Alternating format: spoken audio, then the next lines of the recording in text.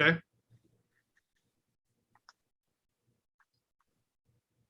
Hello, everybody. Are we welcome? Are we live? Welcome, everybody, to the 100th, what would be the 100th birthday of our dear Rosemary, the subject of a documentary that I directed called Wait for Your Laugh, and a part of everybody's life that is on this call for a multitude of reasons, whether they like it or not. I am extraordinarily honored and happy to be hosting all of you in this retrospective of looking at her life, her career, and a lot of our thoughts about what that was. Noopy, I'd like to introduce you first. Okay. Georgiana Noopy Rodriguez, who is also in the film. I want to ask you, your mother would have been 100 today. What do you think the celebration would have looked like if she were with us still today? What would happen? Well, there definitely would have been one. Oh, that's for sure. Well, there is now, with or without it, it's happening. So, and, well, exactly. And then, of course, she would have wanted to eat. I mean, you know, she loved to eat. And so it would have been food, more food, and more food, and more food. And she would have loved it. She would have absolutely loved it. I want to say, while we dug around to make the film about the story of her life, we found more recipes than probably anything else. And so I will say Rosemary was a big fan of food. Being Italian and also being somebody who loved to have people over, that's a dangerous combination for a person of means like her. Yes, dinner parties were in abundance. Yes. In abundance. Italian dinner parties where the food went on for days. Yes. And people got so full that they would lay down on the living room floor. That's the Maria would know that. They absolutely eat so much that they couldn't handle it. And I would walk out of my bedroom and I would see these people laying all over the floor. Yep. Well, we should introduce ourselves. I know there are some people tuning in to take a look at this 100th, what would be the 100th anniversary of Rosemary being born. I would like to go one by one for all of you and do a little bit of an introduction on who you are. Noopy, why don't you describe your relationship to Rosemary? We'll start with you and then we'll do Alan next. Well, let's see. I'm her first and only born. Okay. How about that? And that's basically who I am. I have lived through her life and have experienced her life just almost just as long as you have, Jason, almost. And that's basically who I am. And that's basically how I was raised. I was raised very strict, but I'm grateful for that. And I've had quite a life being her daughter, quite a life. I love it. Alan, there's probably no one on earth who has heard Rosemary perform music more than you, which is a really grand statement considering how many times she's performed. Do you want to introduce yourself? Sure. I'm Alan Speardoff, and I was Rosemary's production manager for several years during a show called Four Girls Four. And then we remained friends for the next 100 years. So I'm disputing that she's only 100 years old today. But she was a terrific, terrific lady, and I was proud to work with her. Yes, wonderful. Steve, I would like to introduce you. You were a very important cameo in the film. You played one of the mobsters, and Rosemary is very famous for knowing many mobsters. You're very famous for being the most famous director nobody knows, which is a really great accomplishment.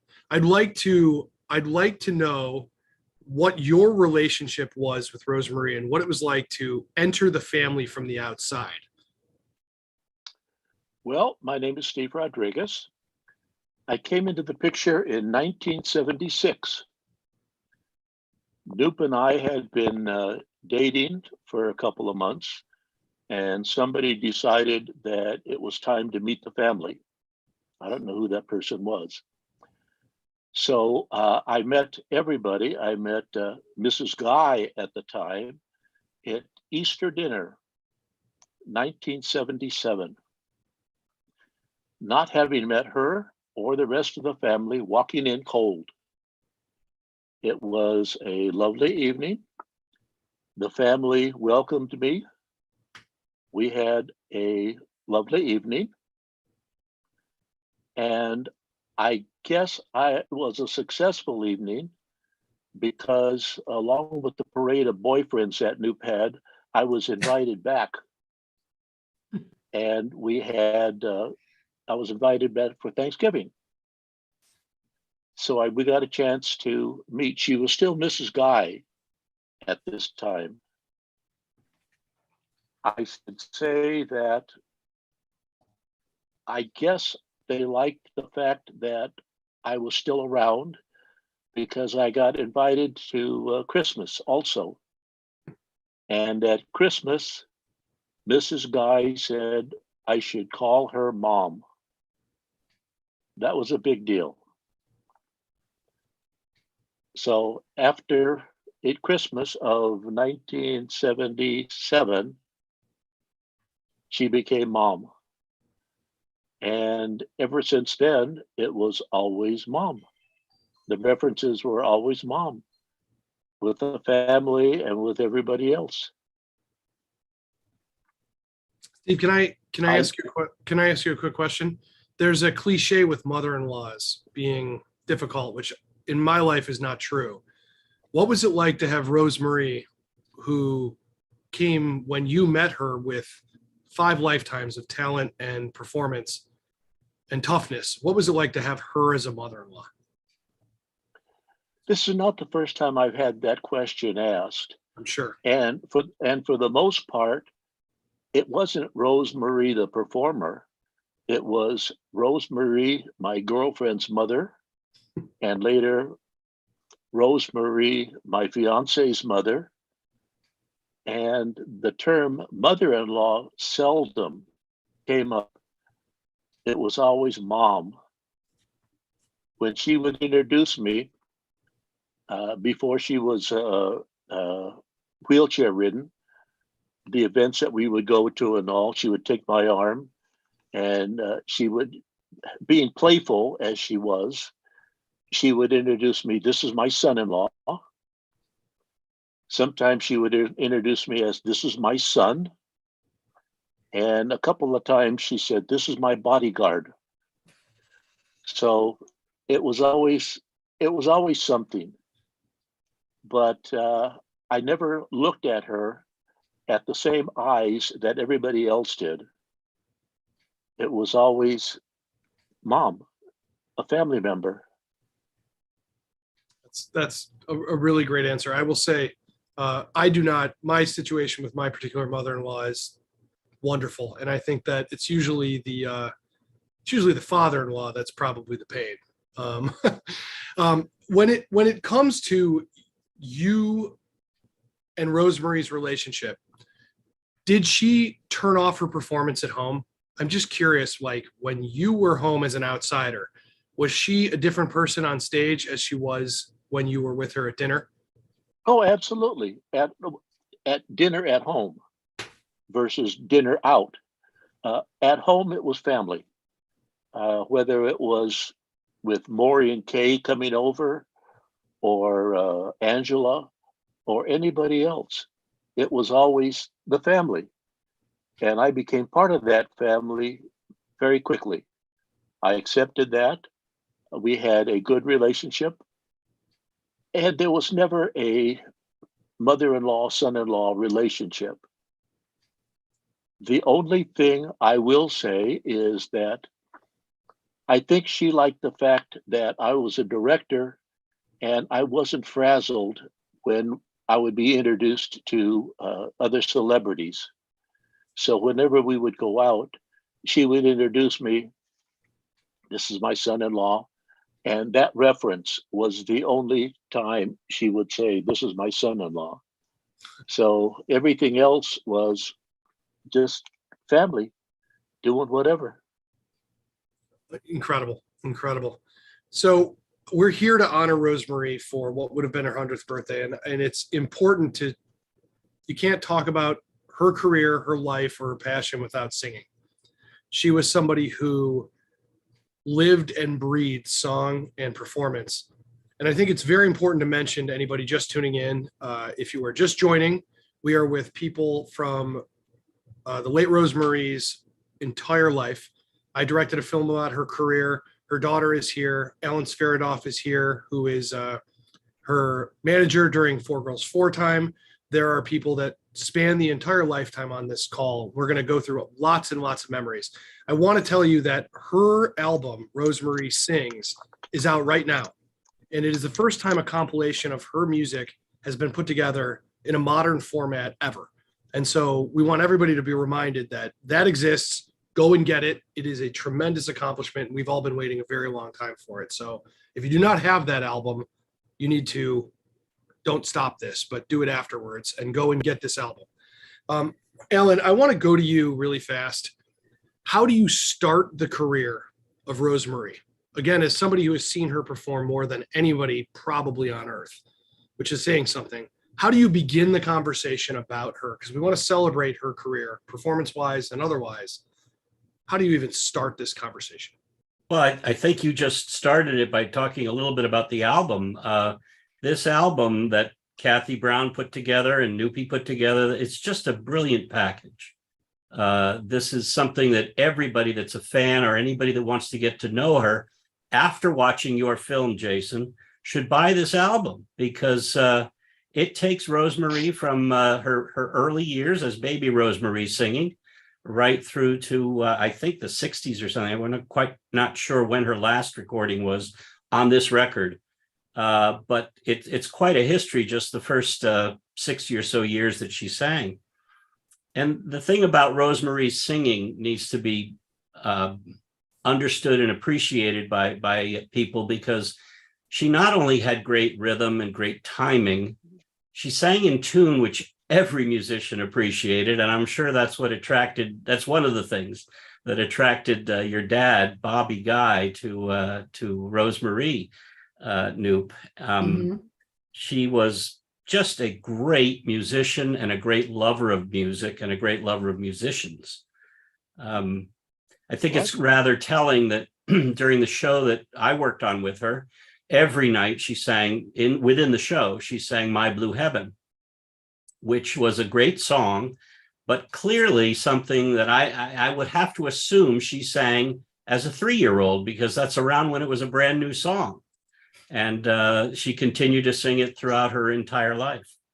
I think speaking of baby Rosemarie, moving chronologically, I just want to say one thing. My personal biggest realization with Rosemarie as to the birth of her career was understanding how important and how early she started.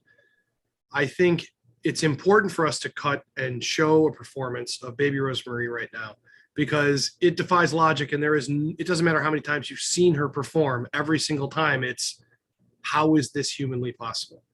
Kathy, would you cue up a clip of baby Rosemarie at the age of 4 or 5 or 6?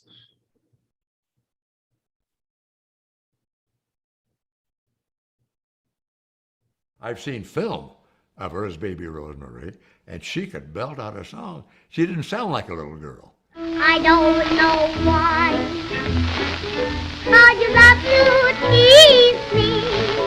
Now if you just sigh, you find it easy to please me. When in a quiet place, I say your lesson break. You live right in my face. I don't feel like that. You got a bum butter. I like your bum butter. Ah, you bum butter. Oh, gee, don't feel like that. But do-dee-doo, do-dee-doo, ah, put-dee-doo, put-dee-doo, put-dee-doo, don't be like that.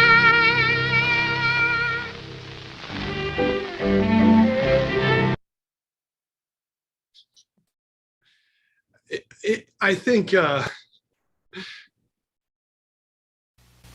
going to do one more. Hello, everybody. I'm here to dedicate a song to all our mothers.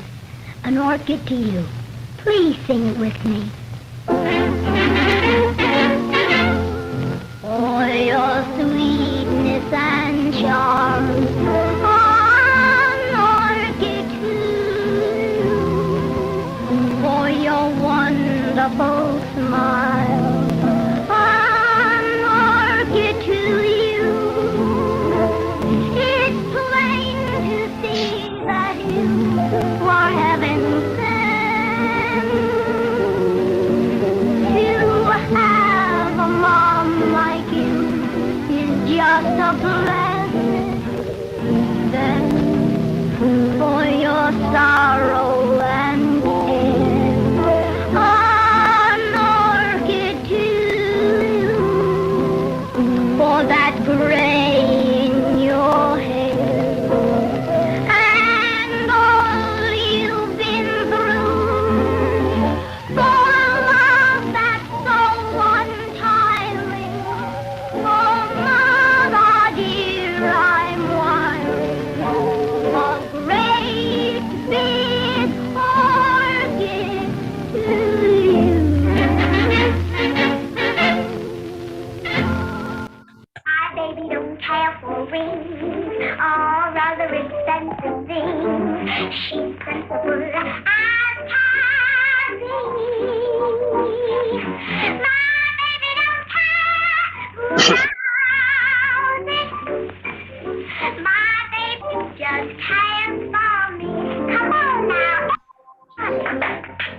There have been many child stars, Rosemary, but I don't think anyone had any more natural talent than you. How old were you then? 9? My baby don't care for birds and faces. My baby don't care for high-toned faces. My baby don't care for rings or other expensive things. She's sensible as can be. My baby don't care who knows it. My baby just cares for. Gotta go, got to go. Gotta meet my so-and-so. Rainbow and sweet love, I've got to go. Can't you guess, can't you guess? When he asked me, I said yes. Now I'm bound for happiness, I've got to go. Got my hat, got my coat, am I flying high? Just stopping to say hello, or I said goodbye. Hope got to go. Sweetest boy I know, he's calling me, and so I've got to go. Oh, you don't know what you're saying when you say that you were playing, 'cause you wouldn't be saying that you were playing with me. You never treat me right. Every night I'm alone. Why you don't even phone? Wonder I'm sighing, crying. Oh, you driving me to ruin for all the mean things that you're doing. Oh, you wouldn't be doing what you're doing to me.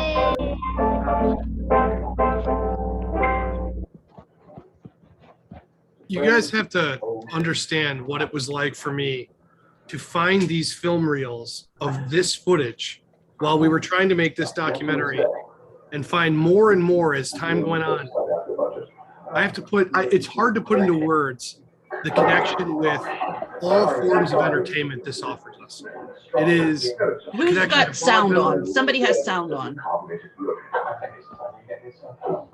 Somebody's sound is coming through? Not me.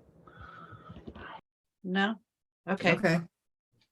The connection with the history of entertainment, when it went from high theater to the normal person and became vaudeville, and then it became film. And we have to understand, like, that when that first clip played, that is one of the most revolutionary things that ever happened with entertainment technology. That is the marriage of sound and picture.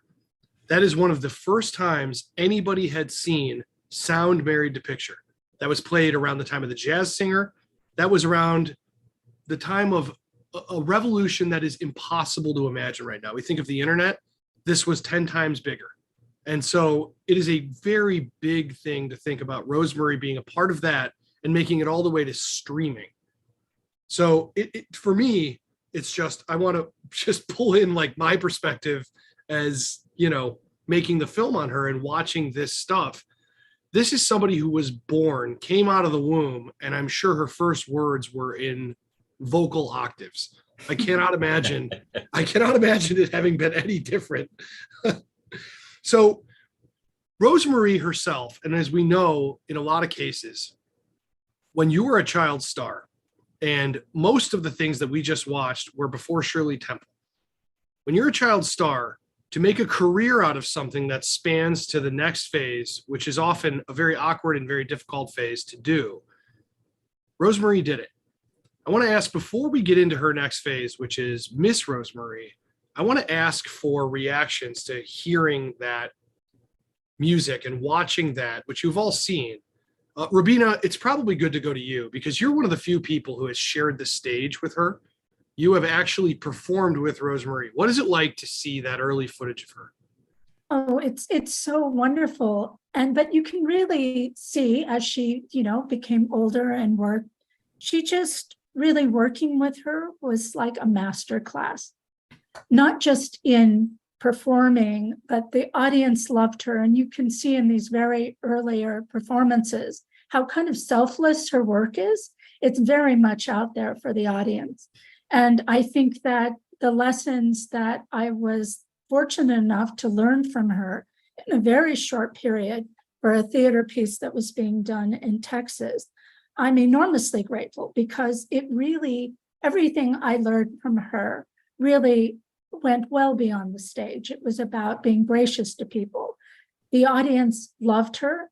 I think looking at everyone's face who was here watching her earlier performances, I just couldn't stop smiling. She was adorable and unique and so talented and really loved what she was doing. And I just have to say that the audience felt that with her when she would come out on stage. With the opportunity I had working with her, there were like people standing up after the performance, long lines. People loved her and she loved the audience. That's amazing. I mean, the fact that we have somebody in this conversation who has performed, and you performed intimately with her. This is not like a one-off. You guys worked very hard together. So this is a tremendous honor, honestly. Why don't you, thank you. Really quickly, for those of you who have tuned in since, we're celebrating the life of Rosemary, the great Rosemary. Today would have been her 100th birthday. I am fortunate to host this because I drew the short straw and also directed a film about her life, which was the honor of my life personally.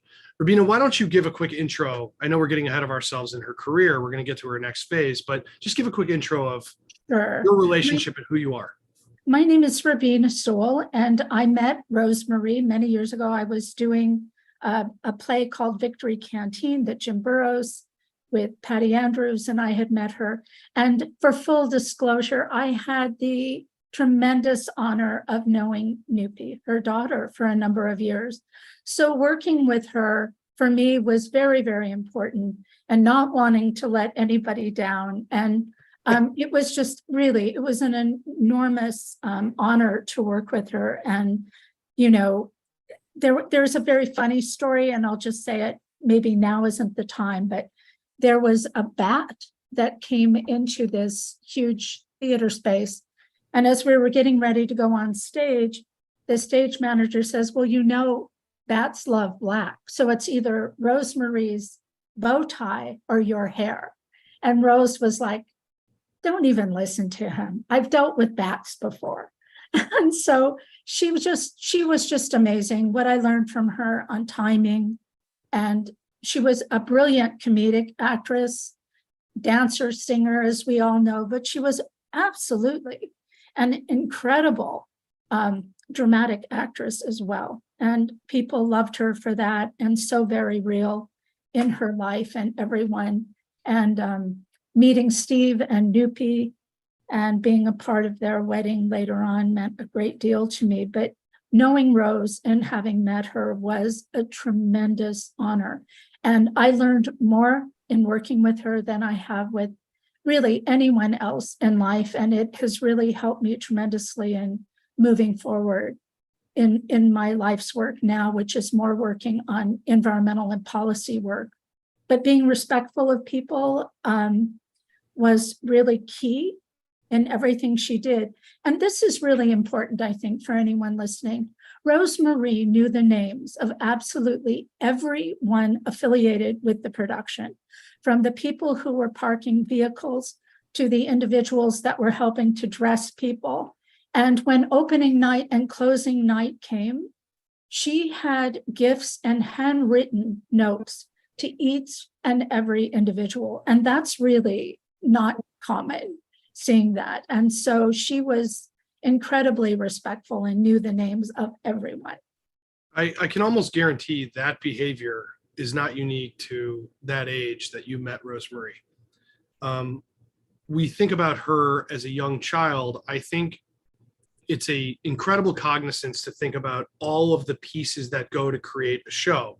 I want to ask you, Alan, what was the novelty of a child singer? And then take me into how difficult it would have been to transition out of that and still be successful. Because I want to get into Miss Rosemarie, which is her next phase of her life.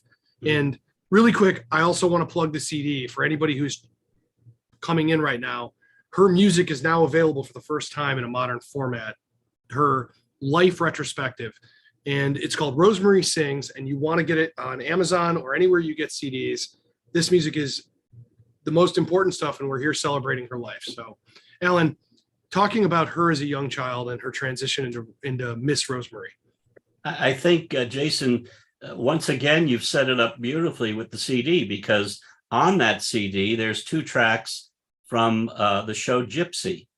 Or actually from the film Gypsy, that Rosemarie had auditioned for the voice of the lead. And she sang Some People and Small World. And she sang them brilliantly and with a big orchestra, and they're terrific tracks to listen to. But the reason I say it's a perfect transition is because there's no doubt in my mind that Arthur Lawrence, who was the librettist for the show Gypsy, he probably went into the life of Rosemarie, of baby Rosemarie, to come up with a lot of the vaudevillian type things that were in the show Gypsy. So Rosemarie actually led the life of the characters that she was eventually going to sing these songs, of, that were written by Stephen Sondheim and Julie Stein. So I think how you bridge those two, I think she never stopped working. So clearly she was able to move along in various types of entertainment. But I think that hers was almost a natural flow. And I think she did it brilliantly. I think it's just a testament to how incredibly talented and driven you have to be to get through the awkwardness of age changes to stay relevant. And Rosemarie did something incredible. The good thing is I've saved you, Maria, until now, and there's a reason for this. You are a really fascinating person to me because you appear in my film in footage that was taken, or no, your mother appears in the film in footage that was taken, and you have known Rosemarie from a standpoint of part of your life through this whole process. And I think it's interesting to go out on you to describe what Rosemarie was like when you were a young woman and you met her, because this is going to take us into Miss Rosemarie. People take a lot of balls. I do well understand. I wouldn't blame you. Who's somebody's got their TV on? I'm not sure if the right mic is coming from you, Maria. Maria, do you have a TV on there? On shoulders, victim of the royal boats, right? Something's wrong with your audio, Maria. No worries. Listen, technical stuff. We're working with Zoom here. It is a thing. Maria, why don't you mute? We're going to come back to you. What I want to do is go to Miss Rosemarie and her start as singing as she developed into the talent she was as Miss Rosemarie. What am I hearing? Oh. Okay. Kathy, why don't you jump into the clip of Miss Rosemary?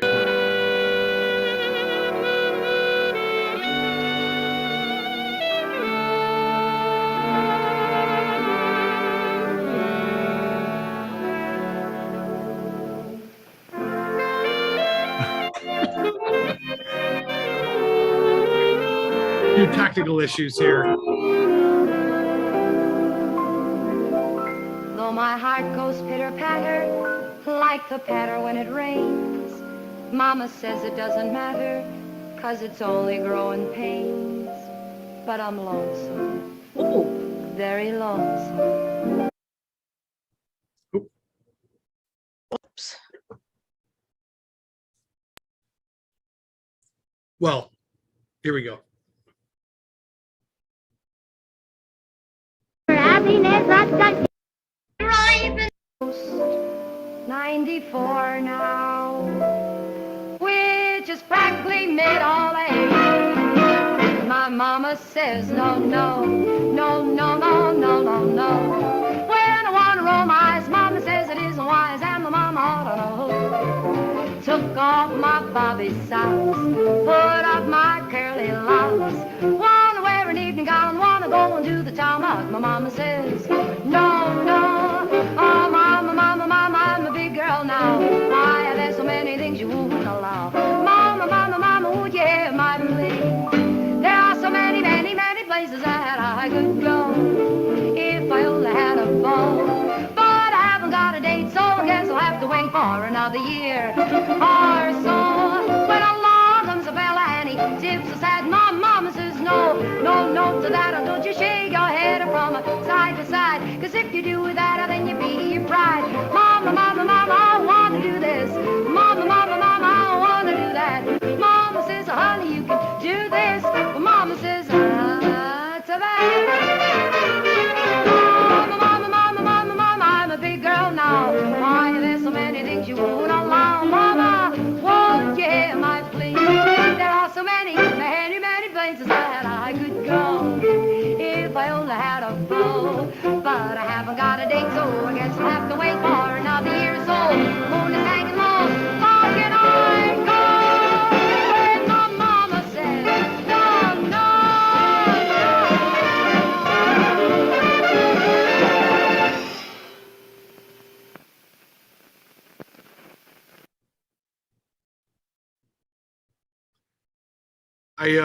I want to say that in a modern here we go.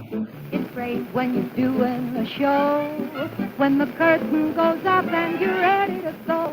You walk right on and you sing them a song. You give them a smile, you kid them along. It's great when they laugh and applaud, and you know nobody is bored.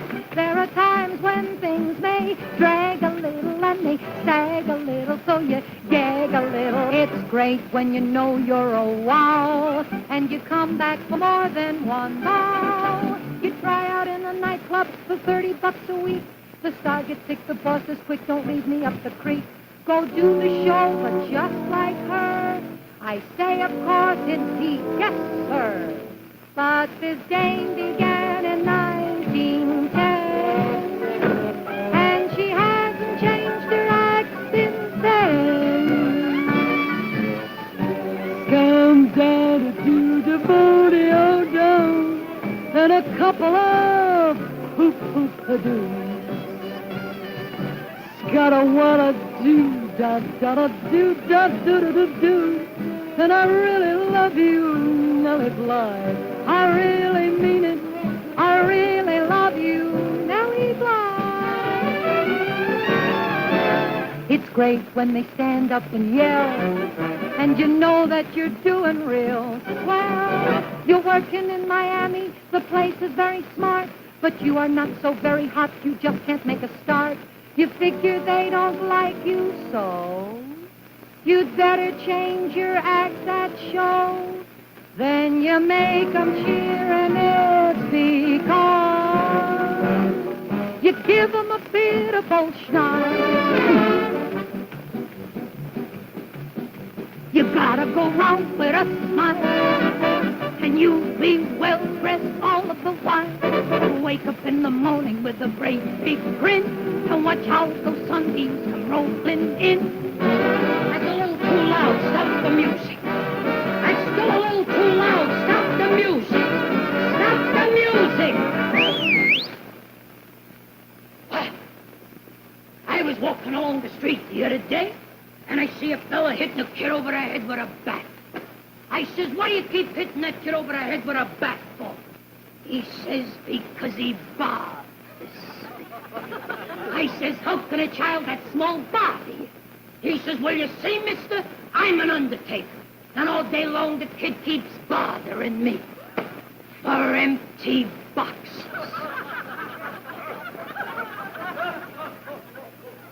A real happy guy is in style. So go round and round and round and round and round and round. Wait a minute. At least if I lay an egg, I can always say I was dizzy.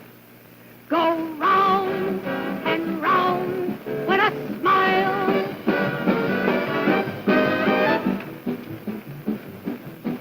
It's great when you're knocking 'em dead, but take care and don't lose your head. Go put on your spangles and the paint and powder. Play the music louder, you'll be feeling prouder. Oh, what a thrill you will know.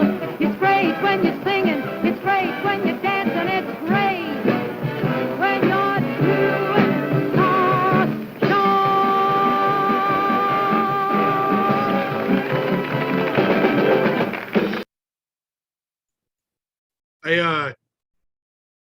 Kathy, is there any chance we can take a quick second before Scoop the Writers? I want to say something really fast.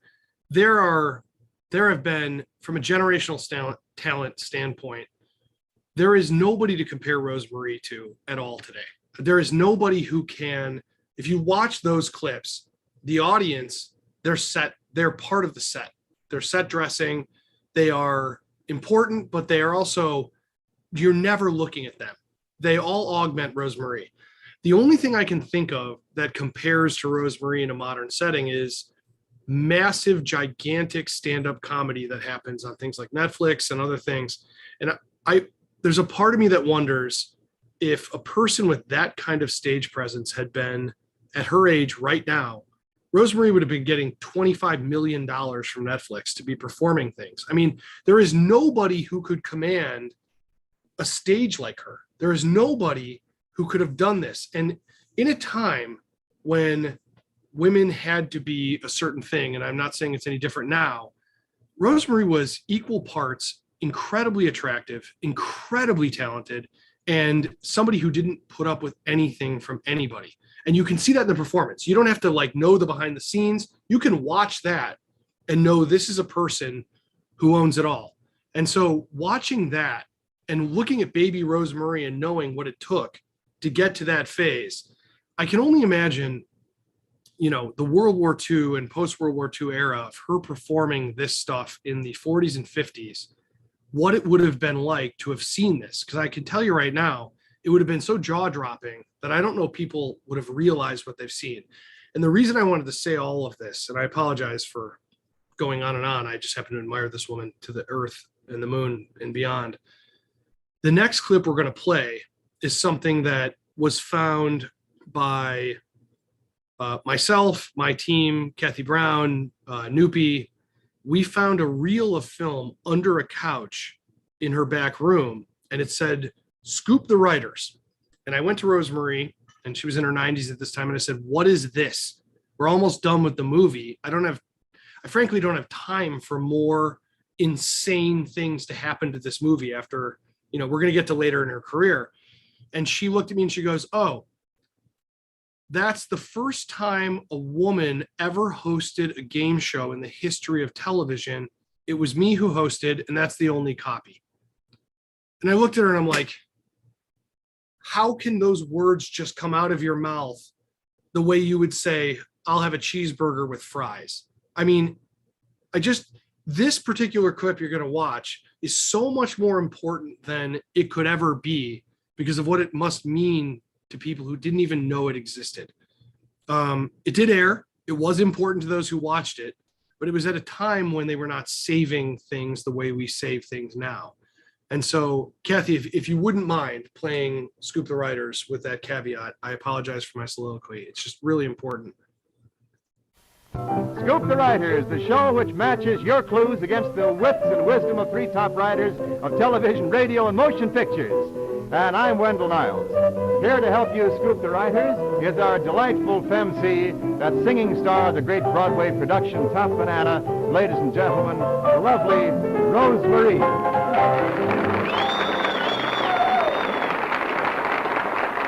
And I'm going to sing your musical clue. There'll be a change in the weather, there's a change in the sea. From now on there'll be a change in me. My walk will be different, my talk and my name. Nothing about me's gonna be the same. Gonna change my way of living, and if that ain't enough, well, then I'm gonna change the way I strut my stuff. 'Cause nobody wants you when you're rolling gray. There'll be some changes made today. There'll be some changes made. All right, now I'm going to sing your musical clue for you. You ready? You're the top, you're the Coliseum, you're the top, you're the Louvre Museum, you're an overture from a symphony by Strauss, you're Shakespeare's sonnet, a D.R. bonnet, you're Mickey Mouse, you're the Nile, you're the Tower of Pisa, you're the smile of the Mona Lisa. And I know by heck I'm a total wreck of floss, but if baby on the bottom, you're the top.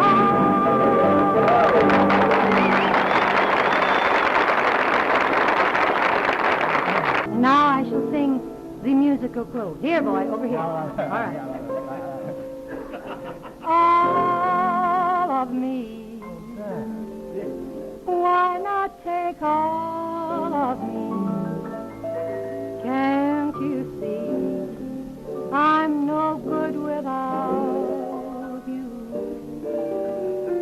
You took the part that once was my heart. So why not take all of me?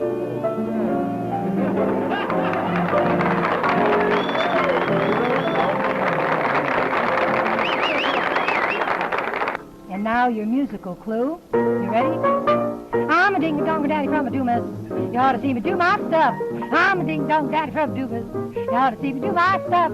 A ding-dong, a ding-a-dong, a ding-dong, ding-dong. I'm a ding-a-dong daddy from a doomas. And you ought to see me do my stuff. That's all.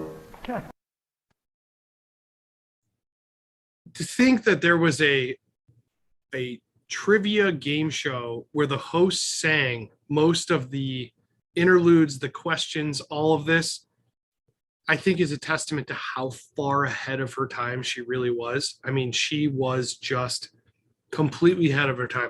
I want to ask you, Rabina, you're a perfect person for this. How difficult is what Rose Marie just pulled off in that? I mean, how difficult is that? My goodness, to improvise and to be singing and interacting with individuals who are not show business. I mean, you can say it right out, nerdy writers. It's okay. Yeah, but amazing. She just really was able to do so many things and so effortlessly. That was really, and just innately, she was able to do that. Her timing is so meticulous. I love this last clip. I thought the guy was going to kiss her at the very end. All of those writers, by the way, wrote for Bob Hope. Oh, interesting. But every one of them were Bob Hope writers, every one of them. Yeah, makes sense for the time, for sure. Yeah. Rabina, you said something earlier that really has resonated with me. You said something that Rosemary was always in service to the audience. And I want to know what you meant by that, because that is an incredible thing. Before you answer, I just want to say, if you've tuned in the middle of this, my name is Jason Wise. I directed a film on Rosemary's life. We're celebrating her 100th, what would be her 100th birthday. And we're celebrating it through song. I want to remind everybody that her new CD is out, Rosemary Sings. It is a retrospective on her entire life's work. It is a very, Steve is holding it right there. It is a very important and for all of us, an emotional thing for it to have come out. The people who put it together, we are very proud of it. So go to Amazon, pre-order or order this right now, do it. So when you talk about being in service to the audience and Rosemary's talent at that, what exactly do you mean? There was something very selfless about her work, you know, that she really gave 110%. It didn't matter. There would be times when maybe I was tired or whatever, but she really, really cared about what was going on. And I'm not going to, you know, speculate, but I know she was a very religious and spiritual person. And I think there was something very much attached to that when she gave, even the beauty of the way she uses her hands. I've never really seen very many performers that are so physically expressive and so really, I mean, she really could dance, she could sing, her expressions, everything. But I know the audience loved her and they felt that from her. There are other people sometimes that you can see perform who are maybe a little more self-involved with their performance. I never witnessed that in working with her or in any performance I was honored enough to see her do. It was for the audience and she loved the audience and they felt that, and they would be there hours after signing autographs. She would never get tired. Sometimes people were a little bit, what I felt were a little too friendly, but she really enjoyed meeting and interacting with people, and very genuinely so. She was a really incredibly honorable, giving person. I'm getting a little bit ahead of ourselves, but when we released the film, Rosie was in a wheelchair, but I can tell you right now, that's only a footnote to her ability to do her job. And so when people were, frankly, I'll just say it, mobbing her at the end of these screenings, these sold out shows, she would wait until every single person had talked to her. I mean, I'm talking hundreds of people would wait to speak to her, and she waited until the last one before she would go home and collapse. But she never showed that she was tired to any person. I mean, I'm talking in her 90s. So I'm getting ahead of ourselves because we're going to go into her later years. Maria, have you worked out your sound? But the winds are usually a lot stronger than. Oh no. No. You're connected to a Bluetooth thing somewhere You're else. connected to a Bluetooth, yeah. All right, we're gonna come back to you, but Turn your phone off. Turn your phone off. we're gonna connect to a Bluetooth. So we're entering a moment in Rosemary's life that I think she's most known for, which is the 60s with the Dick Van Dyke Show on. And I will speak for you, Maria, really fast, just while you're doing this. I know that your mother was a major, major, major friend of her and a big friend of the family. And I know that you grew up with these people. And I think this is sort of where you as a young lady entered Rosemary's life, where you got to know her, you got to understand the person she was. It's also probably the time when Steve was calling her, you know, the mother of my girlfriend and such. And it's a very fascinating time for me for Rosemary, because this is where the persona where you think of her as this evolving, gruff type of character. And Maria, let's check your sound now. Can you give any insight? Can we hear you? Oh, Nope. Unmute. Oh. Oh. Maria's mother appears in some behind the scenes footage from Top Banana outside of the theater. I think it's connecting to a different audio track, but we're gonna figure this out. I think in the evolution of Rosemarie, if you watch her as baby Rosemarie at the beginning of her career, and then you see her in this World War II time, and through that process, you see the evolvement of what she's known for, which is the Dick Van Dyke. Now, I have to admit, when I came to the project, my compass or my true north was the Dick Van Dyke Show. And I have to say something that might be taken offensively to people who deeply adore her. I think it might be the least interesting part of her entire career. And I don't only mean that, 5 years. I don't mean that because it's not interesting. I mean it because This is our as an accomplishment, the Dick Van Dyke Show is Mount Rushmore. It is something that evolved the entire sitcom. There's no Seinfeld. There's no Cheers. There's probably no MASH. There's none of the shows that evolved what is, everything that exists today. But that being said, Rosemarie is the greatest parentheses around the entire entertainment industry that has ever happened. And this period we're about to enter, I think, is the most fascinating part. I want to ask, before we get into this, how many times have all of you sang or heard My Blue Heaven? Is this something like, Alan, if I were to put a gun to your head and say, you have to sing My Blue Heaven right now, could you do it? I would, but you'd need a gun because I wouldn't sing. And does that have anything to do with Rosemarie? It has to do with you not hearing me sing, I think, first. But That's fair. I have definitely heard the song enough times in my life that I don't need to hear it again. But yeah, I do know all the words still. Well, Grab an oar. We're all in the same boat. Yeah, that's right. We Hey, are. Noopy, how about a little Top Banana? Yeah, Noopy, can you No, sing no, Top Banana? no. Don't start. I'd get That's Steve- in the film. If they want to see me sing, it's in the film. That is true. It is. It is. And yes, and you are quite the singer in the film. Okay. Kathy, why don't we take a look at Rosemarie entering the later part of her career? Oh God.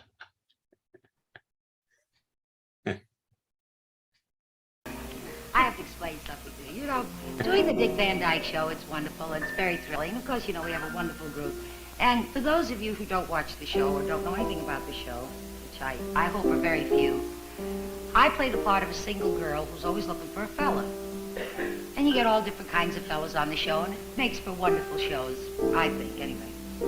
And you'd be surprised the mail I get from single girls who say, I have the same problem. What do I do? What, you know what I mean, right? You know about single girls. You were single once, right? I mean, it's a problem, right, Skitch? You never know what to wear, like should you wear the beard, shouldn't you wear the beard? It's a problem. And believe it or not, every girl goes out with a lot of fellas, and they usually leave little memories with each fella or certain songs that they might sing. Now, Skitch is playing the man that got away. Now, in my particular case, it's the men that got away. Now, the first guy was Herman Glimsher. Now, Herman Glimsher, our little song was Together. Wherever we go, whatever we do, we're gonna go through it together. Together, that was us. Herman, me, and his mother. Hansel, Gretel, and the old witch. His mother went every place with us. If we went to the movies, she came along.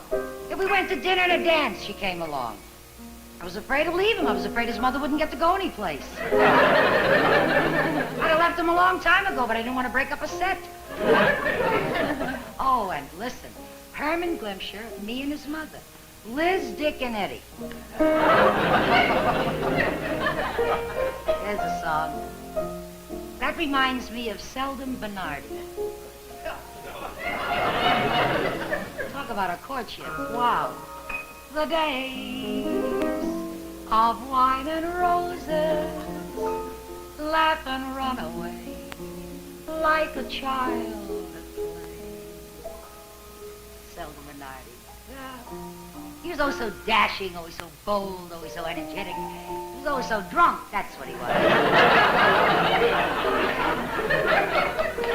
He's the only guy I ever knew got rheumatism of the hip from leaning up against the bar with wet change. He told me he was a member of the bar.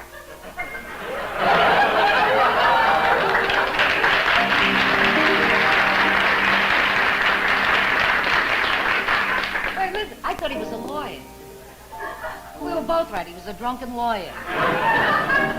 Do you know that he came home sober one day and the dog bit him?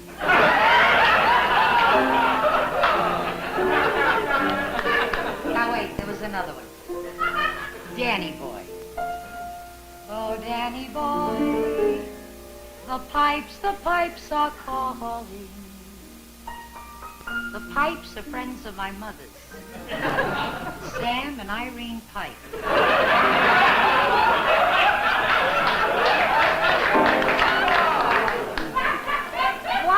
Going with this guy, they used to go to my mother and they used to say, so what's going to be with Rosie? And I'd beatnik Danny Boy. Yeah. You know, the Syrian with the big nose from Toledo.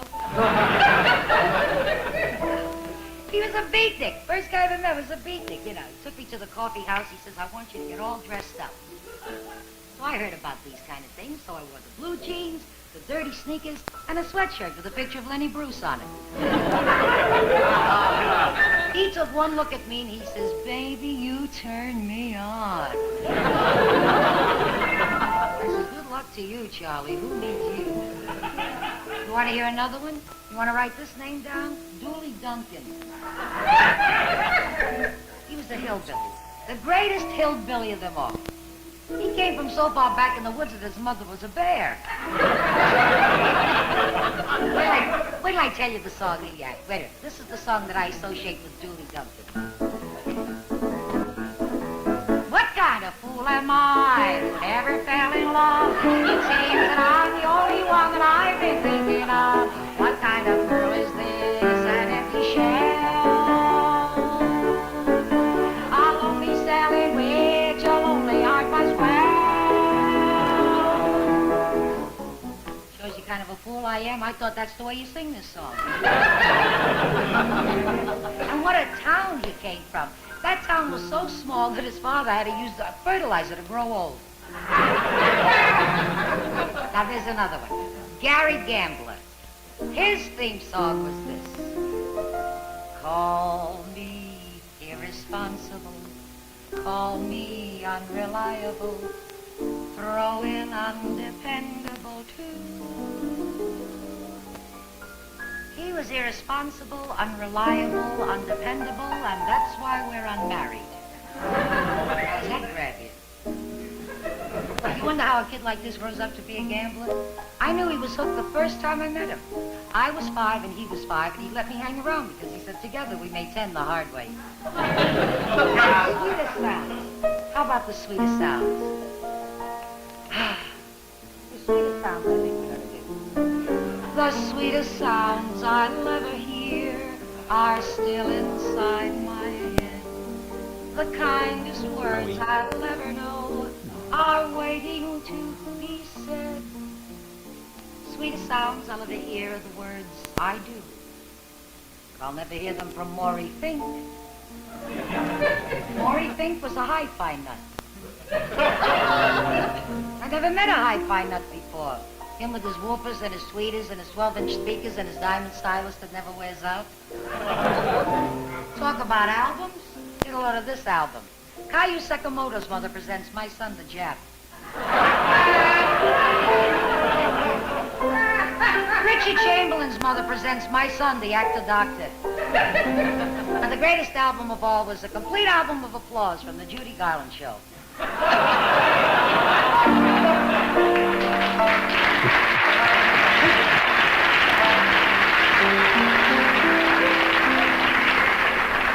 I left my heart in San Francisco. Left my heart in San Francisco. All right, so call me a lousy packer. That's where I met Dr. Irving Pasternak. he wasn't the only doctor I had trouble with. You see, one time I went to Salt Lake City, and I went to a doctor for diabetes, and he wouldn't give it to me. So I left my sugar in Salt Lake City.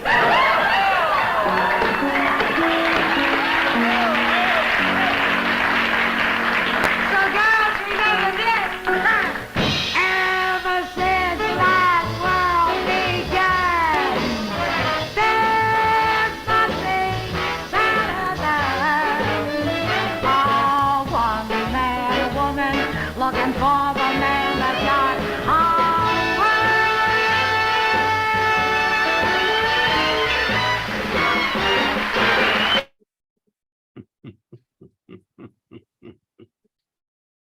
Alan, have you seen that performance before?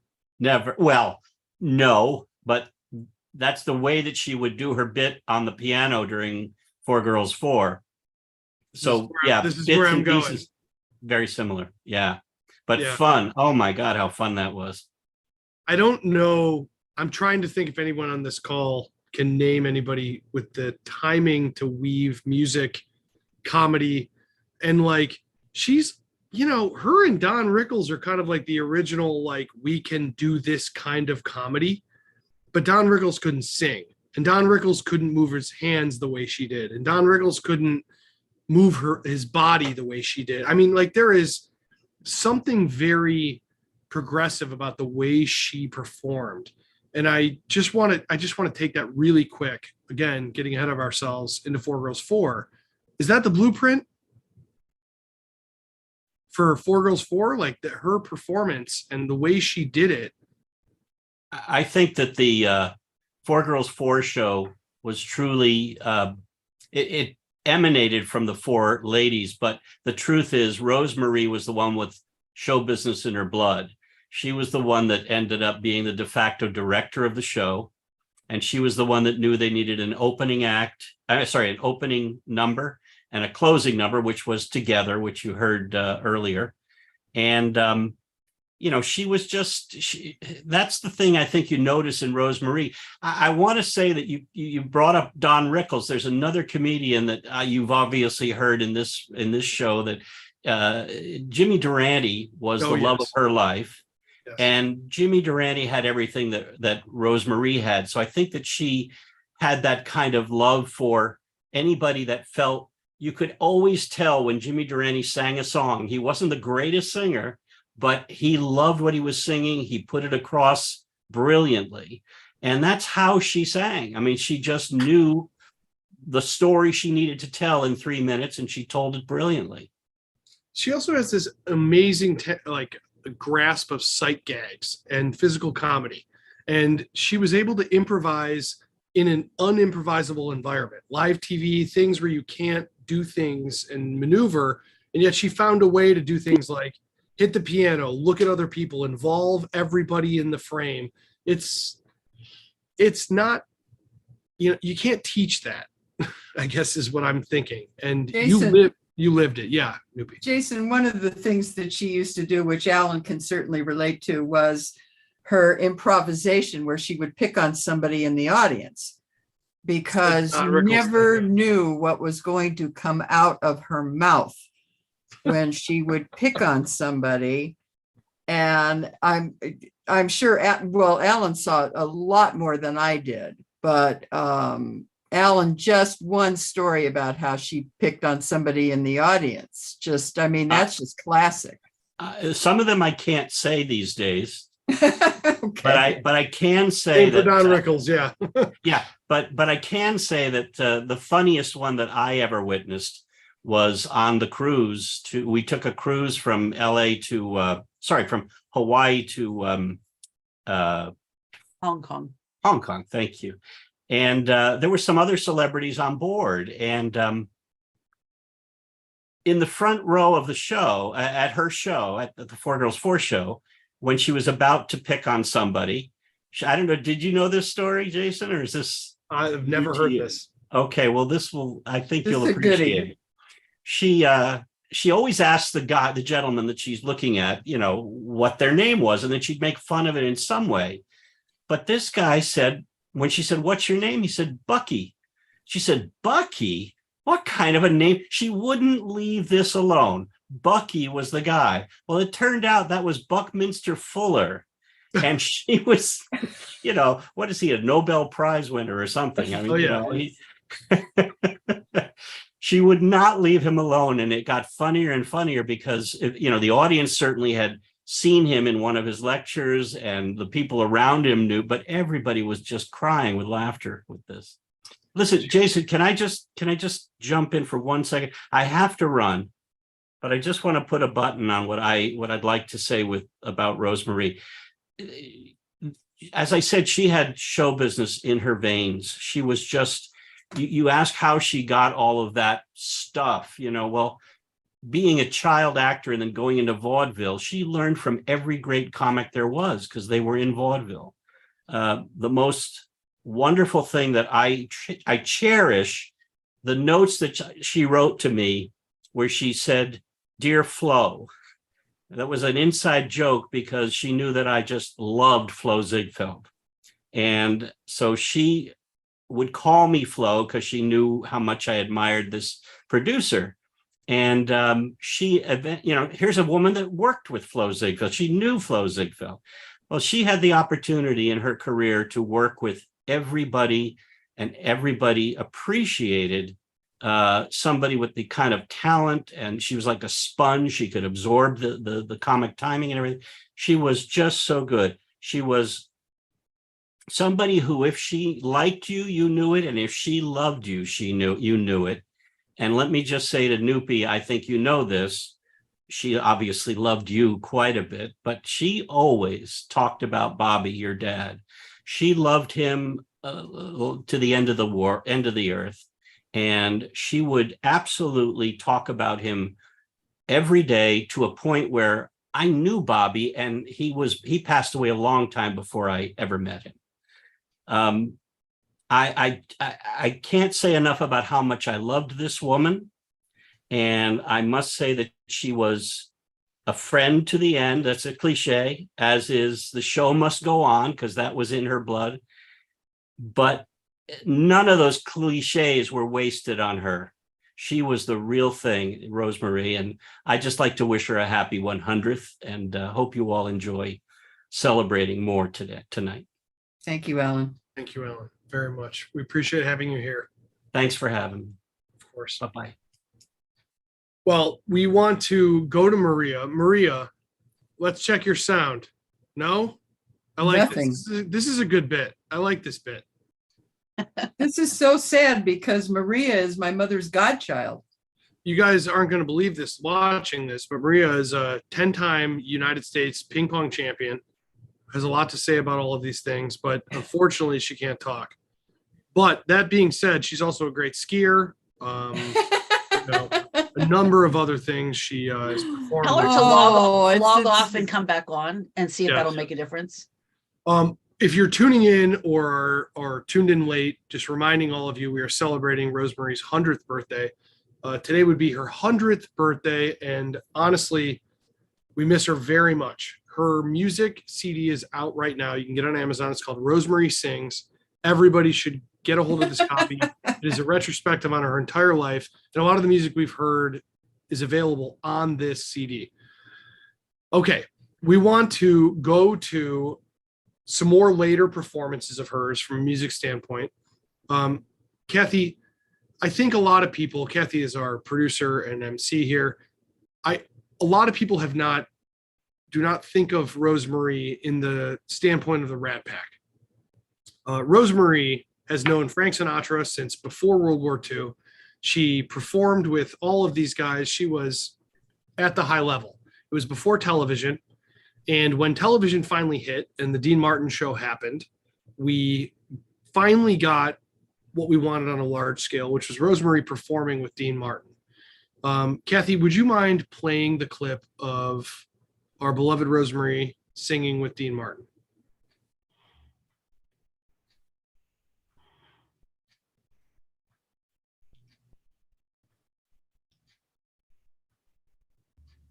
You know, you're going to love my next guest.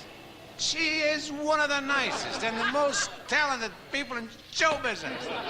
I love her, and you'll love her. Miss Rose Marie.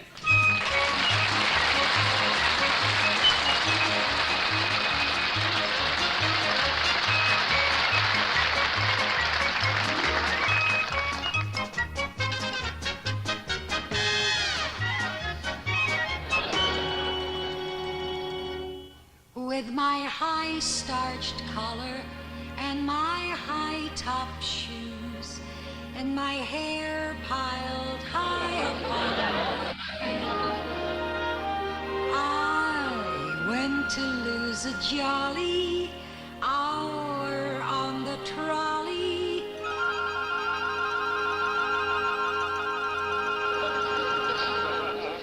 And lost my heart instead.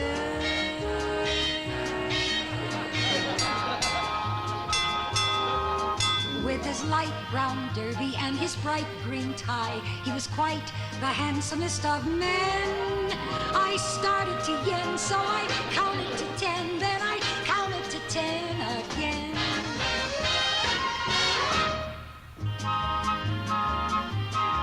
He tipped his hat, I took a seat. I said I hoped I hadn't stepped upon his feet. He spoke my name, I held my breath. I couldn't speak because he scared me half to death. Buzz, buzz, buzz went the buzzer. Plop, plop, plop went the wheels. Stop, stop, stop went my heartstrings. As he started to leave, I took hold of his sleeve with my hand.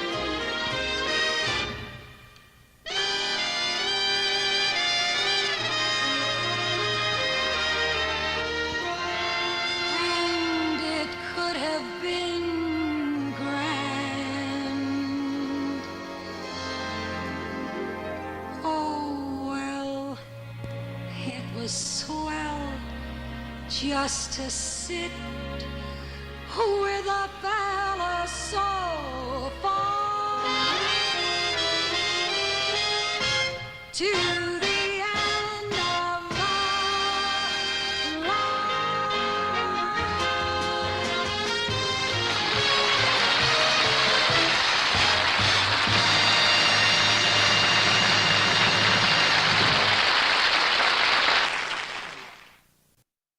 There's another one.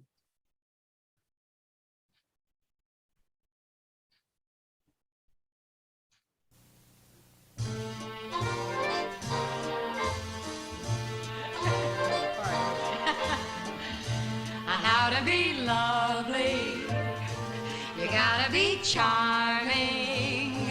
When you can feel light and gay, then you'll be lovely as a holiday. And how to be lovely, you gotta be charming. You've only to weave a spell, and you'll be lovely as a carousel.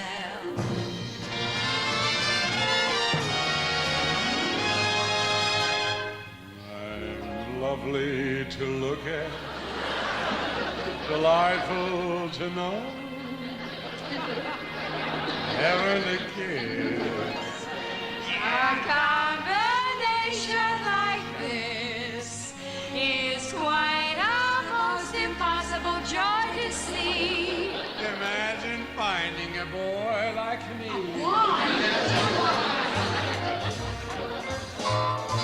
And how to be lovely, you gotta be modest.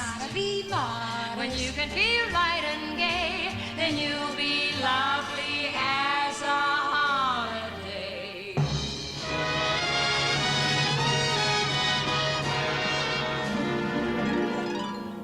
Call me irresistible.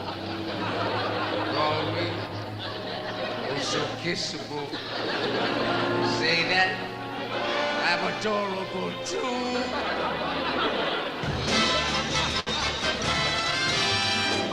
I'm with you, honey. Else will do, honey. Anyone can see, honey. There's no one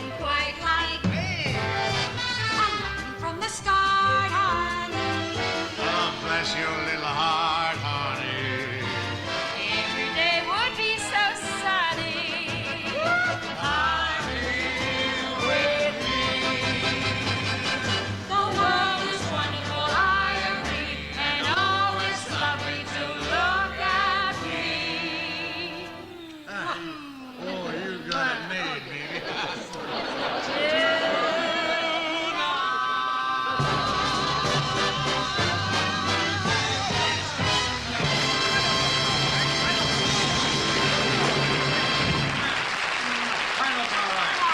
Oh, here we are. And I want to say. You know, I have not seen that piece, honestly. Me I'm, like, neither. blown away. I've never, ever seen that last piece. I'm like floored. I've never seen that. I haven't seen it either, Jason, to be honest. I'm still I don't know where Kathy found that. That is amazing. Yeah, the Dean Martin show, this is a very different time from when that existed. It's incredible to watch that. Kathy, I want to watch that again. I had never Yeah. seen that before. Try Maria. I have never seen that. Thank you, Maria. She looked stunning in that dress. Hey, we can hear her. Hooray. Okay. Good. I logged out and logged back in. All right, wonderful. For those of you who are just joining, we're celebrating Rosemary's 100th birthday. We are also celebrating her brand new music CD, Rosemary Sings, which is available right now on Amazon. Anywhere you would to buy something like that, I would recommend buying it now. It is a retrospective of her entire life, and we are so proud it finally exists. It's been a long time coming.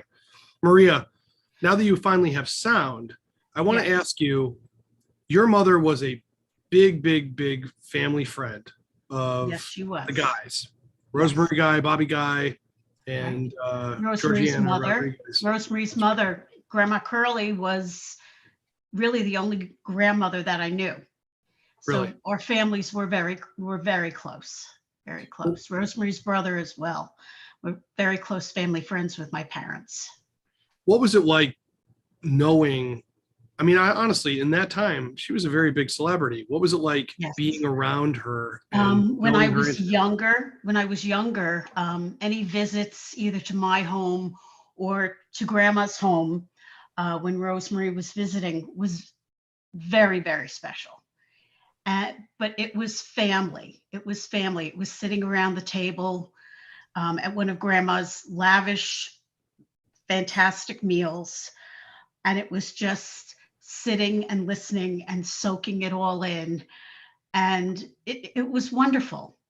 And I was fortunate, this is when I was much younger. And I was fortunate because I think when I was around 24, I moved to California and lived with Rosemary for a good 6 months.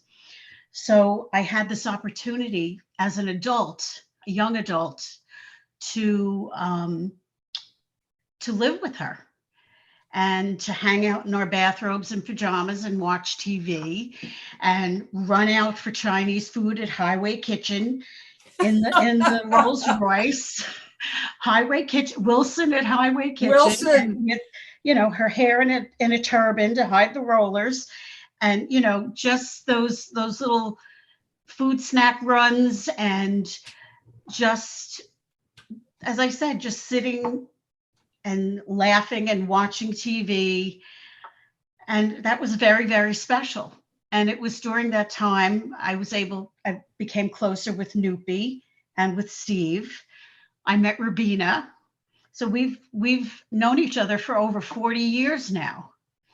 And it was wonderful. She treated me like a daughter and had lots of good advice, was strict.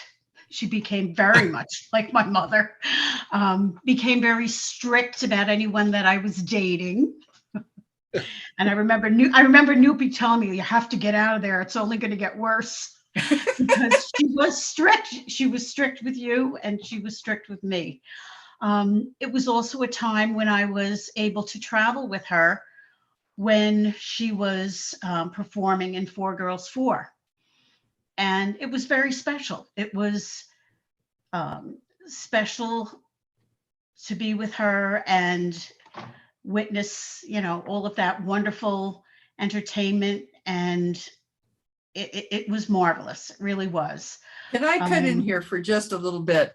Maria, first of all, on the CD are some Italian type songs that are on there that my mother wrote, as a matter of fact. And Maria let it be known to us that she used to sing these songs. I didn't her sing them. I basement. lip synced as a 10-year-old in my basement. This is funny when Kathy posted the information about the CD, and she mentioned like a line from one of the songs, and I proceeded to respond on Facebook with lyrics. And it was almost frightening. I remember the lyrics to many of these songs, and it was very funny. So it was funny. We laughed and laughed. And yes, I used to lip sync. Yes, you can hear them on the CD if you're interested. Yes, I used to lip sync them as a 10-year-old in my basement. I feel like you know the words to My Blue Heaven. What was that? I feel like you know the words to My Blue Heaven. Not My Blue Heaven. No, not the wonderful serious songs, the silly Italian songs about Romo, the Romeo of Rome. And it was, I am not a singer. Deep tomatoes. For he was Romo, the Romeo of Rome. For him every sweet senora gladly left her home. Down his gullet they would toss hot spaghetti and meat sauce. Romo, the Romeo of Rome. I mean, the memory. What was that? The songs are what a memory. Yeah, it's like good memory. What I'm just trying to think of the other one. Cheap tomatoes. Cheap tomatoes, 2 for Nicola. Don't you like or don't you buy I got the nicer tomatoes. 3 for 1 or 2 or for 5. They were. That's what all a memory, that was Maria. it. That's it. But it was really funny. I was shocked at how much I remembered. I mean, I remember these songs. My Blue Heaven, I do know some lyrics, but I'm not singing that. It was the silly ones. They were funny songs. They were funny. She did her Durante in one of them, and I just remembered I played them over and over and over, those 78s, and I remember them. It's frightening. So, but I have to say, Jason, I hope you're taking good care of that Rolls Royce, because I'm very lucky to have Rosie. yes, I drove that Rolls Royce to my first day of work as a speech therapist by the LA Unified Schools, because Rosemary doesn't get up before noon. And I needed a car. I had just moved there. I hadn't gotten my new car yet. And she said, take the Rolls. And I was petrified driving her car. So fortunately, it was only a few miles away for just an orientation meeting, but I was petrified, but no harm to the Rolls. Yes, I'm incredibly fortunate. Quick story. Yeah. Rosemary had a lot of books and things on top of the Rolls Royce, and her and her daughter Noopy always had a joke of like, get that stuff off, get your car out of that garage. And I always joked around like, yeah, okay. And when Rosemary passed, she did leave me her car, and it is, I'm not going to lie to you, it is beyond my most famous, most prized, most, something that I go in there and I talk to her, and I drive around the neighborhood. I take the girls to, I have 2 daughters. I take them to ice cream. And one of my daughters has a middle name, Madeline Marie Wise. And so, it's she's made an impact. I will say that. Yeah. Big time. I hope the brakes worked better when you drove it than when they do now. But yes. Good. I'm so short, my feet could barely touch the pedals. It was Well- it was fun. It was Well, fun. I want to. I know we're getting close to the end here of this whole conversation, but I want to talk about the Mike Douglas show, and I want to show a performance from Mike Douglas. This is a tremendous time in Rosemary's life, and the Mike Douglas show was one of the most important shows that existed on television. It's a very different time. Kathy, can we play the Mike Douglas performance? Yeah. Do you ever notice when you go to the movies and you see a boy meets girl and then a boy loses girl, and then about 3 o'clock in the morning there's always a scene where the boy goes into a bar and it's just he and the bartender, and inevitably he sings this song. It's 2:45. There's no one in the place except you and me. So stick 'em up.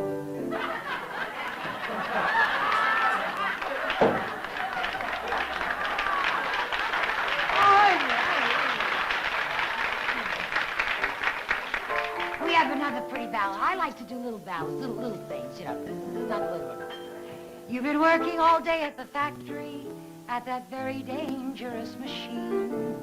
We told you that you should be careful. Now you know what we mean. Sit there and count your fingers. When you're down and out, lift up your head and shout, help! That's another good song. Another good song. I gotta tell you a story. I love drunk stories. I don't know whether you do or not, but I think there's no greater humor than in a drunk story.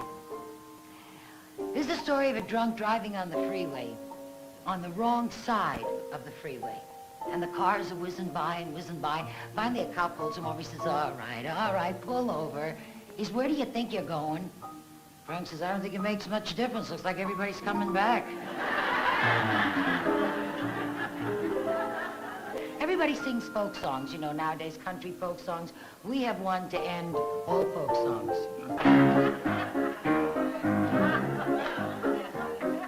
Jimmy cracked corn and I don't care. Jimmy cracked corn and I don't care. And Corny cracked Jim and I feel just terrible about the whole thing. We'll do the number song. I like the number song. This is a number that Joe and I are going to do. This is a very serious type song. 1, 2, 3, 4, 5, 6, 7, 8, 9, 10. Of all the numbers that I see, there's just one looks good to me. It's not 11, 12, 13, 14, 15. And all those 16 and 17 are fine. But of all the numbers I love best, give me 11,649. I love it also.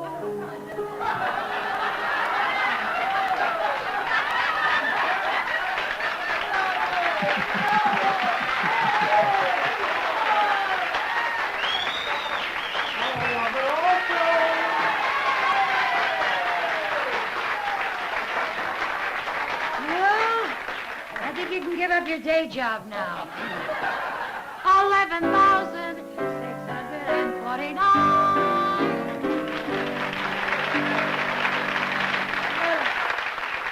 We'd like to do a song for you now. We'd like to do a straight song for you now. We'd like to do a song for you that I know is one of your favorites, and I sure hope it's one of mine.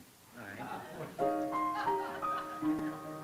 When whippoorwills call and evening is nigh, I hurry to my blue heaven. A turn to the right, there's a little white light will lead you to my blue heaven. You'll see a smiling face. You'll see a smiling face if I... Oh. You gotta see it from here. You'll see a smiling face, a fireplace, a cozy room, a little nest that's nestled right where the roses bloom. Just Molly at bloom, just Molly, just Molly, just Molly, Did you hear the story? The drunk goes into a bar, goes over to the bartender, he says, I'll have a scotch and soda. With that, he drops his head on the bar. Bartender says, I'm not going to serve you. He said, drunk, now you can't hold your head up. He says, oh, well, in that case, give me a haircut. You ready for the big finish? Okay, fellas, horns up. Just Molly and me. The baby, baby.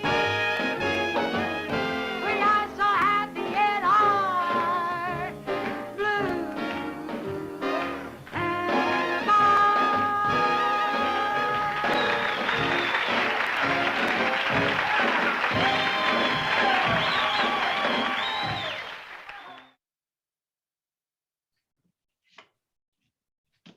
Four Girls 4 is coming next. What do you think was your greatest accomplishment as an artist?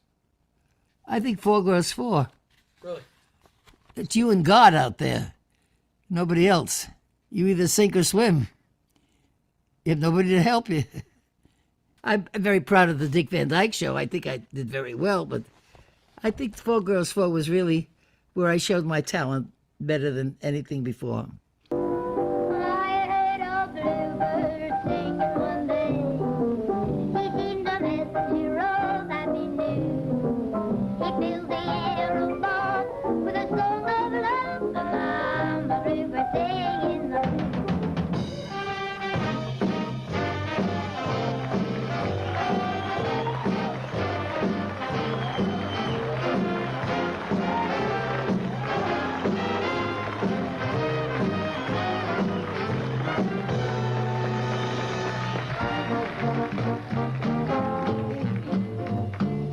Well, you saw the beginning of a career. Who knows? Tonight you might see the end of one. I don't know. I started in showbiz age of 3. Would you believe, baby Rosemary? I'm glad I'm not young anymore. By the time that I reached age 4, I knew every rotten backstage door. I'm glad I'm not young anymore. I've led a life that you would hardly believe, the kind of life that even my chum Paulin would run out of wind. Reaching age 5 was no big thrill. 6, I was even on the pill. Didn't know just what the pill was for. Oh, I'm so glad that I'm not young anymore. I did every kiddie show about. I did them until my boobs popped out. Glad I'm not young anymore. I then made it out to Hollywood, where I was then made good. Glad I'm not young anymore. I love that man who invented TV, because that man sure gave my salary a hike. God bless Dick Van Dyke. To prove what a great actress I am, I had to like Maury Amsterdam. You can't believe the times he tried to score. Oh, I'm so glad I'm not young anymore. Adding to all of these careers, Hollywood squares for umpteen years. Glad I'm not young anymore. It's not that that show is not divine, but when you divide the loot by 9, glad I'm not young anymore. The world of bloods, Vancouver, BC, and I'm so thrilled because the whole world applauds me and 3 other broads. When we're all out here on the stage, I really can't believe my age. And then a pause is knocking at the door. Oh, I'm so glad, so very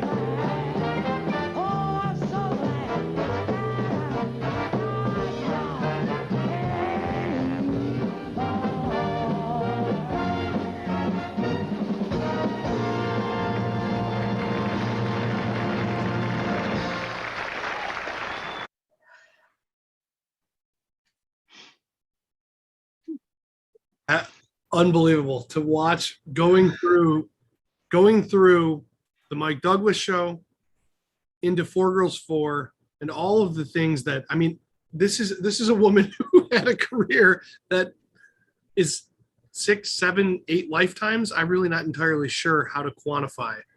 I mean, Steve, really fast to hear your thoughts on, as a director, how much of an impact did her entire career have on the entertainment industry? I think with everything that she did, she would have been a marvelous director of stage and or television if she had the time. Yeah. But she just ran out of time. She was so talented, and she would share stories about talking with John Rich from the Dick Van Dyke Show. And he would ask her, what would you do in this situation? And she would tell him, as a director would. And the same thing with the theater. So I think, as talented and with her everything that she did in her lifetime, she would have been a marvelous director. Oh, That's true. Yeah, Noopy, I this is great. This is exactly where I was going to go to. What are your thoughts on her behind and in front of the camera? Too much power? What do you think? Too much power. She loved to be in control. She was always in control. And I think that was a very positive thing for her. But as I have said before, she never stopped. And it's not because she had to, I think.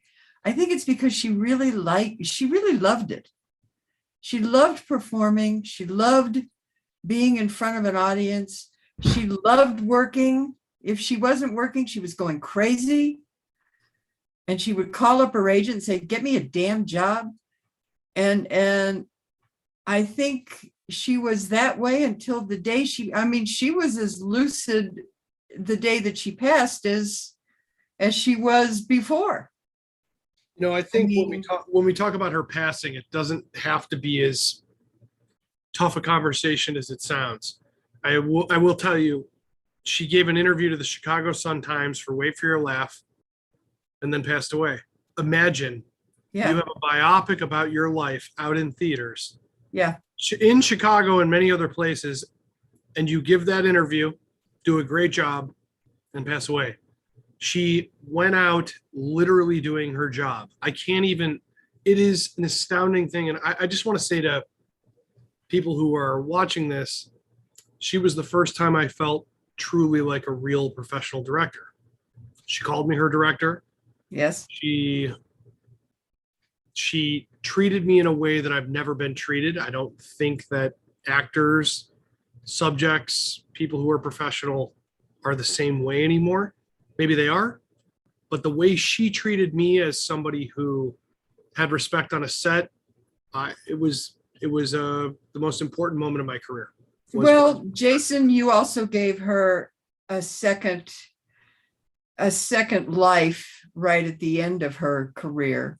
Probably a 10th life, you're meaning, not a second. Well, the minute that we started into filming, it was, okay, I'm working. Okay. That was it. And it was something that was so important to her to help you and to get everything right. And to your credit, you observed everything about her, and you basically studied her like somebody would really study someone. And I think that shows in the film. A lot of people, I cannot tell you how many people have told me that they watched that film 4, 5, 6, 7 times. And they keep saying, every time I watch it, I find something different, which is a credit to what you did and how you put it together. And I don't know why I took a chance on you. There was some sort of God up there that said, this kid's gonna actually put a 90-year career on film? Because I had been approached by other people that I basically thought were fly-by-nights. And I met you and I met your wife, and something told me it was something. And as we started to film, things started to happen. You switched to film. We I did. mean, there were a lot of things that happened during the filming of that documentary. And then Kodak got involved, and it was a whole different thing. And you had already shot some other stuff. That's right. But I will say Rosie was somebody who, just on the film thing, first of all, a film is only as good as its script. And the difference with this movie is Rosemary lived the script. It's a very interesting thing where I can't even put into words how much I appreciate what you just said. But I also have to give credit to Rosemary. The material was there. And well, yes, the research, 35 scrapbooks. Yes. Every film can was there. I mean, Probably, the fact that you found film under the couch didn't surprise me at all. I'm still drinking wine because of it. But but I will say this with Rosemary, she had a very interesting thing. And I think there is a parallel to us shooting film on the movie and her career. She said to me, when you perform, you do it once. When you do it again, it's a totally different performance. And it's ephemeral, and it only exists one time. And we were talking, first conversation I ever had with a talented person about the medium you capture by. And she would say to me, film is, that's it. It exists, and that is the time you captured it. Mm-hmm. And these digital cameras and these video cameras, they feel like they're in process. And she was a theater performer. And with that thought of somebody who lived life performance by performance, even though she did the same performance night after night after night often, it was still always a unique, I'm going out there for the first time. I want to ask you, and I want to ask everybody, what is it you miss the most about Rosemary? Talking about the ephemera and just it goes away one day. What do you miss the most? Personally, I miss talking to her every day. I mean, I basically talked to her every day, even when she was in a hospital or whatever. I mean, and if you asked her for any kind of advice, she was there. She was there for anybody. She really was. And I think I probably miss that the most, that I don't have her to go to ask for something like that. Yeah. I think maybe that's it. I mean, her business was her business, entertainment and all of that. That was another chapter. But for she and I, it was a one-on-one mother-daughter situation, sometimes good, sometimes lousy. I mean, just like any mother-daughter situation. And there were times that, you throw your hands up and you go, oh my God. But she relied on me because of my background behind the camera. If she had to do an interview or something, I had to be there. And you know that as well as anybody. I was there. But I was so thrilled about the process of making this film. And when I saw the rough cut in your garage and you were a wreck as I was watching it, it's true, you were. I was beyond that, but yes. Yeah, you were an absolute wreck. But to your wife's credit, Christina, who also wrote the film, she deserves as much credit as I do. For sure. No, absolutely. And that's why I just mentioned her, because this is a documentary that also shows a love story. And most of them don't. Most of them are, and then I did this, and then I did that, and then I played here, and then I did that. And you brought a feeling into a documentary like no other person had done. And I give Christina credit for that, because she loved the love story part of it, and you love the mob story, which we didn't even get into here about the mob. Yeah, We well, didn't even get into the Vegas. mob but- thing, that's the 101st birthday. We're gonna do a whole mob special. Oh God, I don't know if I can listen to that. But you know, I mean, there are so many aspects to her career and everything, and you know, I think I miss that. You know, being able to go and ask her something about something that, you know, I mean, it's just like a daughter saying, I wish I could ask my mother how to make this sauce the right way. I mean, it's silly, but it's something like that. Or It's not silly at all. I think you're getting on to what I want to ask everybody. Okay. Everyone is, and Steve, I want to start with you, and then I want to hear from Maria afterwards, and Rabina. What's the lesson you take from Rosemary's life into your life right now, and maybe to the people that are, you know, younger than you? What is the lesson?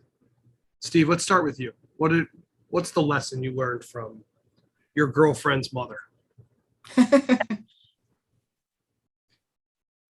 I think caring about the people that you work with, regardless of the position, big or small. I think the one thing that she added for me was, you're not doing this by yourself. Deal with everybody as important, high to low. And as you were talking about what we miss, I miss her presence and concern, and the fact that she welcomed me into the family. Yeah, that's great, Steve. That's great. Maria, what lessons did you learn from Rosemary? I think what stands out the most to me is her strength through difficult times, and her love of family and her devotion to family. She was a good daughter to her mother. She was a wonderful friend to my mother. Just that strength. She was a very strong woman in every way. And what I miss most about her is hearing her laugh, sharing a laugh with her, making her laugh. That's what I miss the most. Yeah. She had a hell of a laugh, didn't she? I mean, she had really a did. great laugh. I miss the laugh. I will also say, when you could get Rosemary to laugh and really laugh, not like really laugh, you could really catch her laugh off guard. It was, I'll tell you the right best, now, right?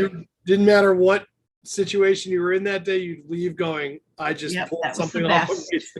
because she was the best at making people laugh that way. Yep. That's what a great Like I sentiment. said, strength just stands out. Yeah. And devotion to friends. Yeah. Rabina, what about you? I agree with what everyone else has said as well, but her real strong moral character and her dedication to the arts, and to really do everything 100%, 110%. If I have any regrets, it's that I didn't ever thank her enough for all she had taught me. And heavenly birthday, 100th birthday, I know she's watching out for everybody. I know she's watching out for Kathy and Jason, and certainly Noop and Steve and Maria and Ellen. And I'm very honored to be on here with all of you.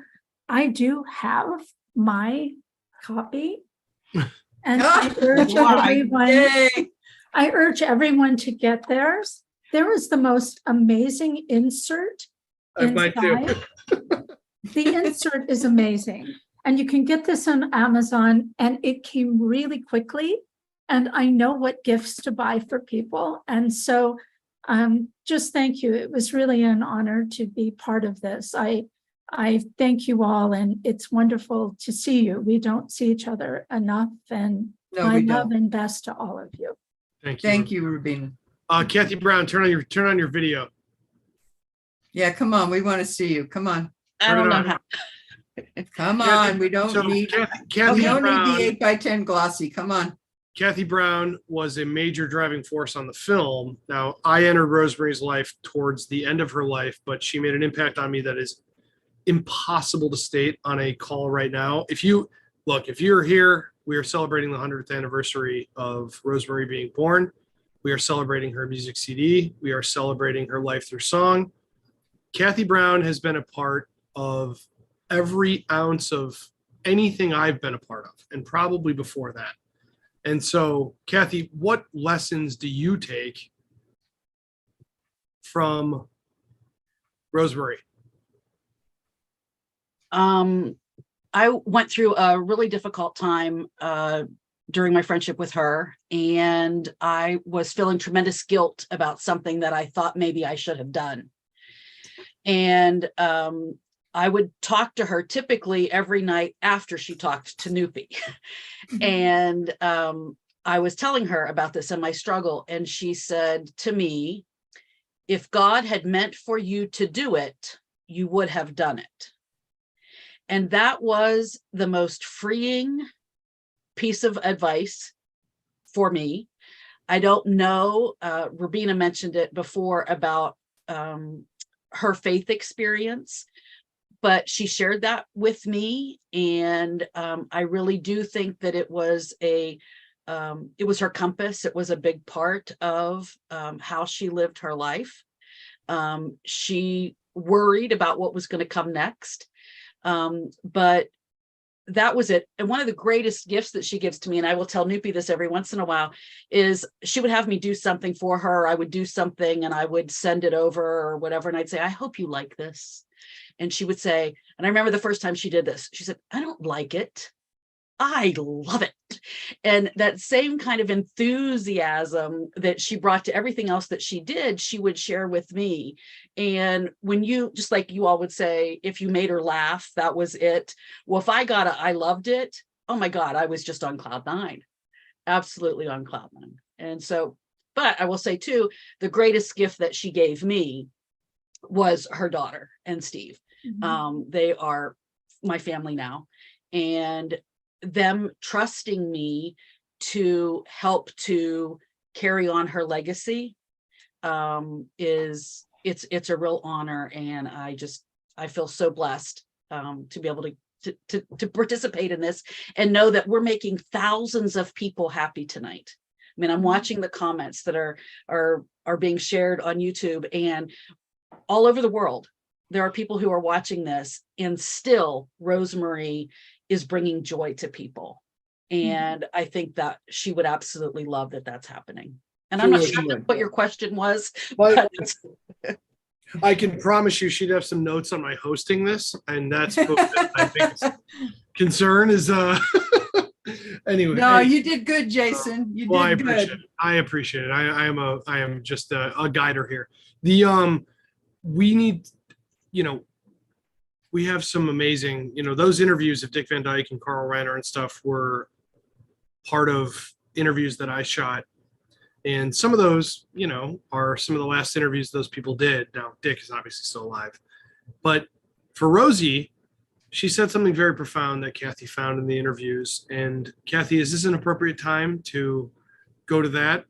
Yep. Before we do it, I should, of course, say this album is more than just a CD. It's more than just the music. It is a life retrospective of somebody who has not been able to see an album like this exist during her lifetime.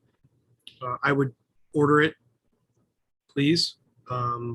It's a thing that is important beyond its physical media.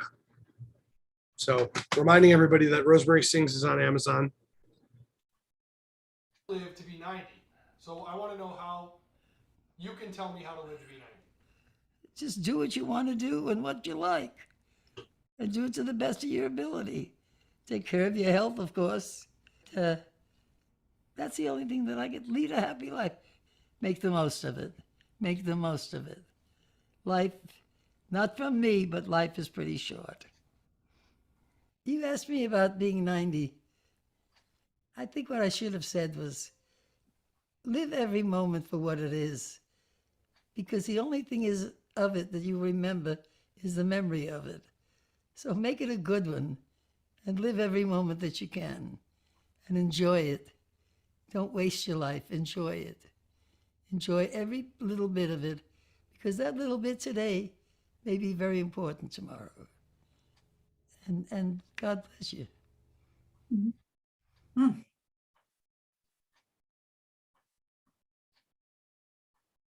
Guys, I can't even. Okay. And that's about it. I mean, this job has been even more than I ever. Happy birthday to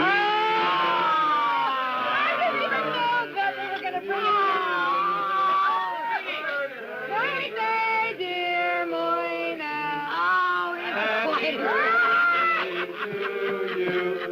Bring the card. Oh, that's wonderful. I knew it was coming, but they didn't. That's know the when. truth. Here I'm starting this dumb dialogue.